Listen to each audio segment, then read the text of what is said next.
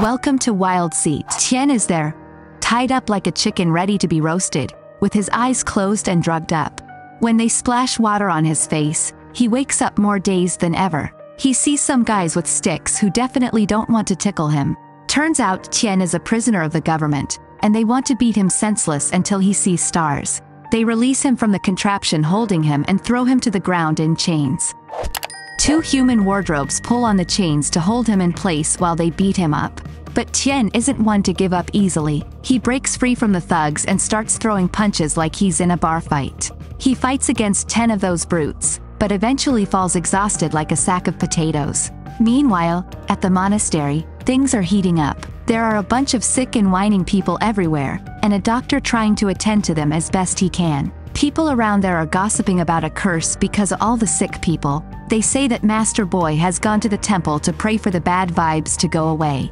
And there he is, contemplating life, when suddenly he sees Tien being turned into ground meat. These tortures aren't for the faint of heart, so it's better not to watch. Master Boy realizes there's a nasty entity behind the curse and starts messing with dark energy using a leaf he catches in midair. Then, he shaves his head and offers a lotus flower, as if to say, "Hey, gods, don't be jerks." Lord Rajasena, the bad guy who wants to see Tien dead, has one of those nightmares that make you sweat bullets. He dreams that blood is coming out of his head and hears voices, as if the last king he overthrew is bothering him. In his dream, his courtyard looks like a graveyard, but when he wakes up, he realizes there's a fight in his yard and some dudes are trying to save Tien, who's crucified like a decoration poster. Enter Booty, who, despite his name sounding like a butt, is a reinforcement for Rajasena's men.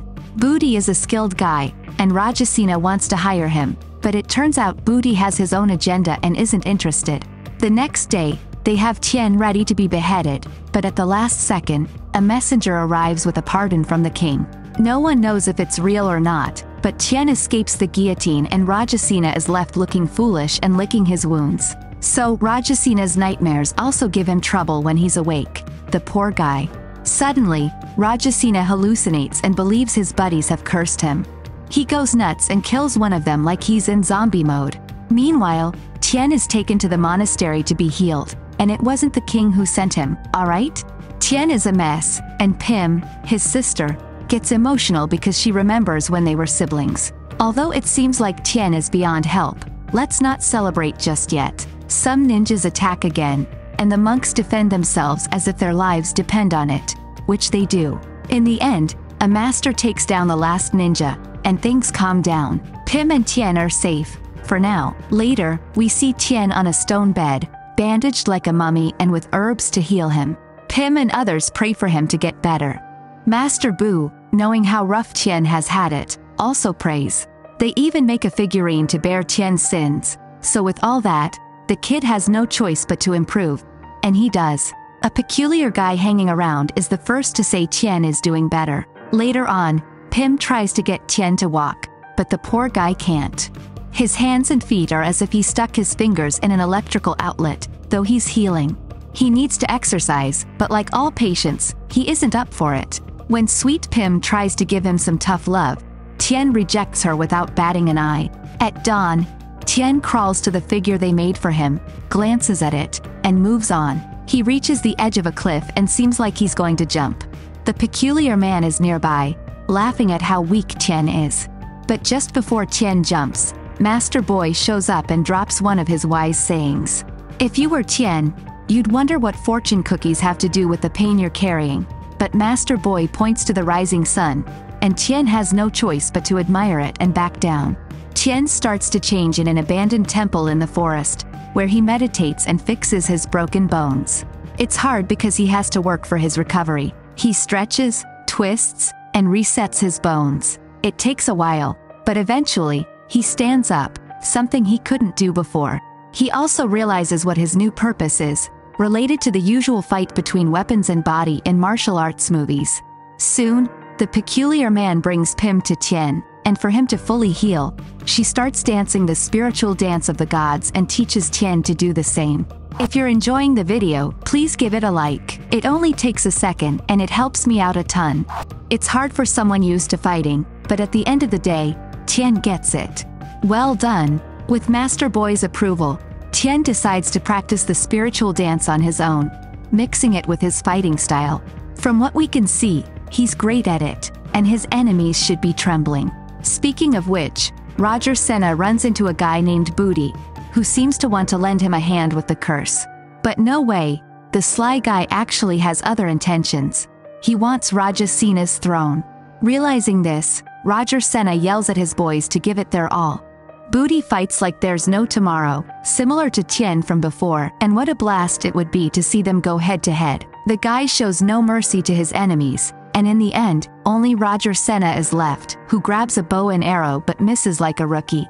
Booty catches up and beheads him. The severed head tries to curse Booty with its last breath, but he couldn't care less. With his new royal attire, Booty struts around, and his followers bow down, confirming that he's now in charge. Meanwhile, Tien gets his act together, training and practicing dance moves, which turn out to be crucial in martial arts. Suddenly, a small group of soldiers sent by Booty to eliminate Tien shows up. Despite their sharp weapons, Tien defeats them with his physical mastery.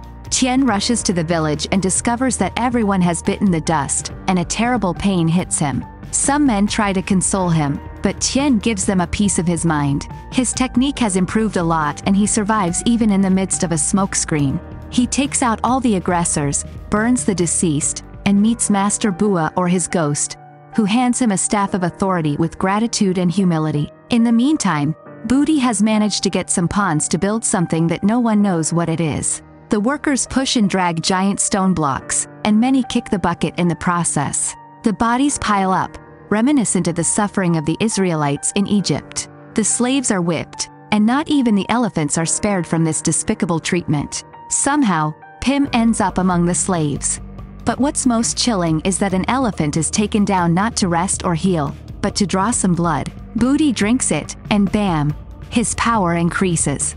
He's the embodiment of darkness, able to turn day into night. The workers are amazed by his power and start to bow down to him. Then, Tien appears on the scene, ready to give Booty what he deserves and save the day. They both stare intently at each other, face to face, as if they were in a first-person movie. It seems like they have some kind of deep vision of what could happen if they fought each other. Tien sees Pim dying at the hands of Booty.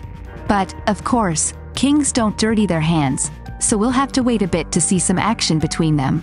In the meantime, we'll settle for watching Tien defeat all the bodyguards. Tien is fuming and fights like a madman.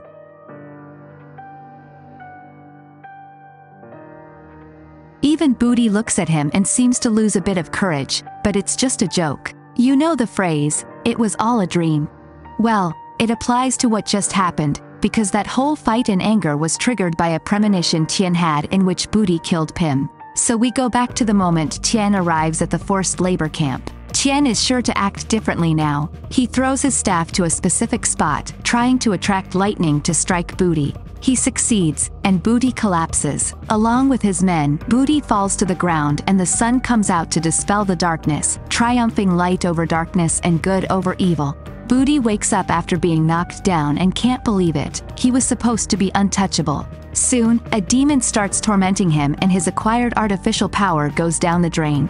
He hasn't been the same since the lightning struck him. Then Tien appears, and the epic battle everyone was waiting for begins. Unlike the previous vision, Tien doesn't fight in a rage this time, but remains calm like spring water, executing elegant martial arts moves. It's amazing to see how he neutralizes all of Booty's aggressiveness. The fight goes on for a while, and when Booty tries to use his spear against Tien, Tien grabs it before it can pierce him. Booty is blown away by this self-control, thanks to the dance lessons learned from Pim. The dance and fight continue, and Booty seems clueless about what's going on, like a rookie at a graduation party. At one point, Tien holds Booty with just the tips of his fingers, as if a guy were hanging from the weak grip of another guy as light as a feather.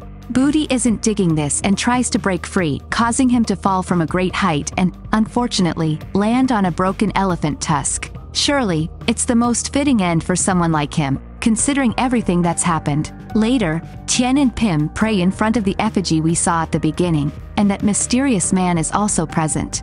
They all pay tribute to the fallen and thank the gods for the victory. The village begins to rebuild, and Tien and Pim become respected leaders who promise to protect their people and the kingdom. But the adventure doesn't end here. I'll see you in the next summary video. Let's go!